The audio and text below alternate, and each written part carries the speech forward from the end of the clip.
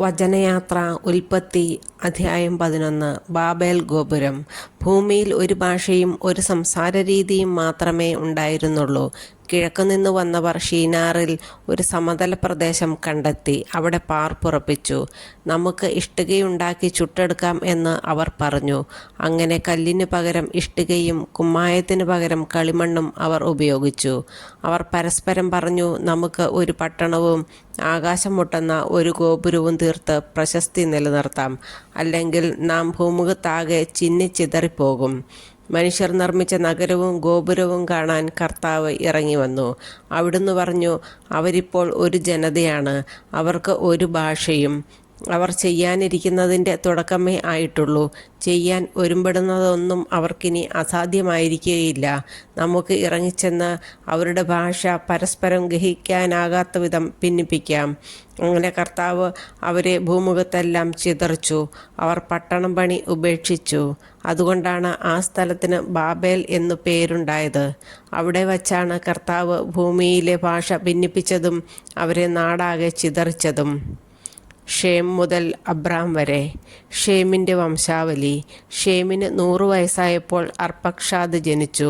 ജലപ്രളയം കഴിഞ്ഞ 2-ാം വർഷമായിരുന്നു അത്. അർപ്പക്ഷാദിൻ്റെ ജനനത്തിന് ശേഷം ഷേം 500 വർഷം ജീവിച്ചു. അവന് വേറെയും പുത്രന്മാരും പുത്രിമാരും ഉണ്ടായി. 35 വയസ്സായപ്പോൾ അർപ്പക്ഷാദിന് ഷേലഹ് ജനിച്ചു. ഷേലാഹിൻ്റെ ജനനത്തിന് ശേഷം അർപ്പക്ഷാദ് 403 വർഷം ജീവിച്ചു. അവന് വേറെയും പുത്രന്മാരും പുത്രിമാരും ഉണ്ടായി. 30 വയസ്സായപ്പോൾ ഷേലാഹിന് ഏബർ ജനിച്ചു. ഏബർ ജനിച്ചതിന് ശേഷം 403 വർഷം ഷേലാഹ് ജീവിച്ചു. അവന് വേറെയും പുത്രന്മാരും പുത്രിമാരും ഉണ്ടായി. 34 വയസ്സായപ്പോൾ ഏബറിന് പേലഗ് ജനിച്ചു. പേലഗിൻ്റെ ജനനത്തിന് ശേഷം ഏബർ 430 വർഷം ജീവിച്ചു. അവന് വേറെയും പുത്രന്മാരും പുത്രിമാരും ഉണ്ടായി. 30 വയസ്സായപ്പോൾ പേലഗിന് റെവു ജനിച്ചു.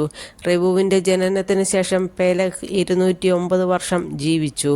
അവന് വേറെയും പുത്രന്മാരും പുത്രിമാരും ഉണ്ടായി. 32 വയസ്സായപ്പോൾ റെവുവിന് സെരൂഗ് ജനിച്ചു.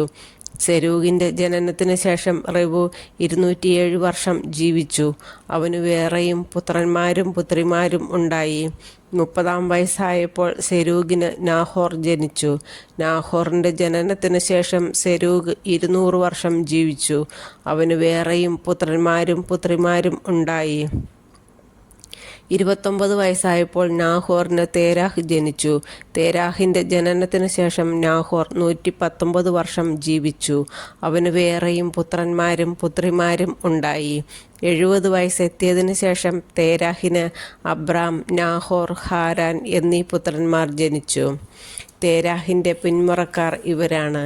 തേരാഹിൻ്റെ പുത്രന്മാരാണ് അബ്രാമും നാഹോറും ഹാരാനും. ഹാരാൻ്റെ പുത്രനാണ് ലോത്ത്. തൻ്റെ പിതാവായ തേരാഹ് മരിക്കുന്നതിന് മുമ്പ് ഹാരാൻ ജന്മനാടായ കൽദായരുടെ ഊറിൽ വച്ച് ചരമമടഞ്ഞു. അബ്രാമും നാഹോറും വിവാഹം കഴിച്ചു. അബ്രാമിൻ്റെ ഭാര്യയുടെ പേര് സാറായി. നാഹോറിൻ്റെ ഭാര്യയുടെ പേര് മിൽക്ക.